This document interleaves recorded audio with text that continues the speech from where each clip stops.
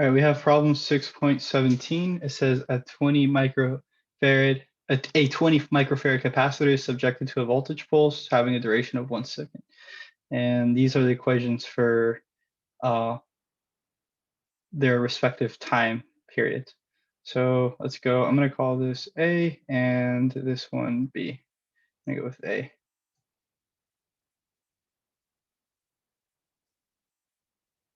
Okay. So you want to take the derivative of this function, A. So our VC across this time is 30 t squared, right?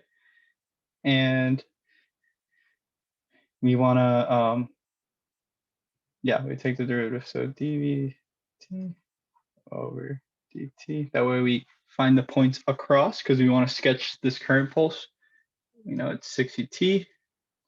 And at t equals 0, our dV c dt is going to be 0. At t half a second, our dVc dt is going to be 30. So this is where it's going to peak, right? Now let's look at the next time frame. So half a second to 1 second. So our VC here is 30 t negative 1 squared. Now we take the derivative of this, right? 30 times 2 times 1 t negative 1. So we know this is 60 t1, right? And we can say 60t minus 60. So at t equals half a second, we see that our dVc dt is going to be, so 60 divided by 2 is 30 minus 60, we have negative 30 volts. And at t equals 1, our dVc dt is going to be equal to 0. So all these equations aside, how do we graph this? Right? So I'm going to make this 1 second, half a second, and our peak is going to be 30 here, 30 volts. So at time 0, we know that the voltage is 0. At half a second, we see that it peaks, right? And then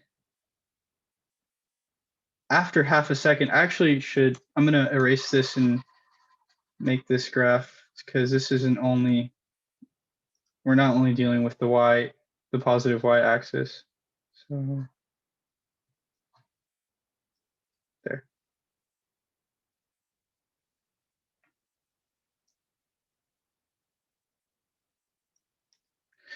So here,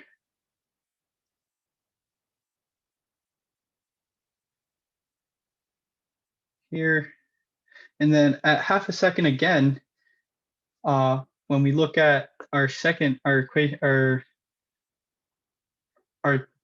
point, our half a second to 1 second time period, we see that our voltage drops to negative 30 volts. And then once again, after a time equals 1 second, we see that our voltage is 0. So our graph would look like this. We go here, then at this point in time, goes down here, and then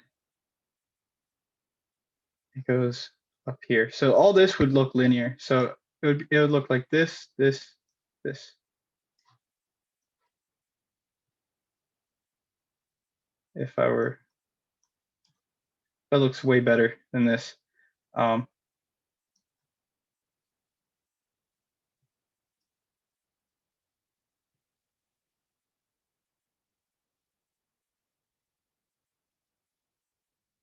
Half a second, yeah. So yeah, this is how our graph would look.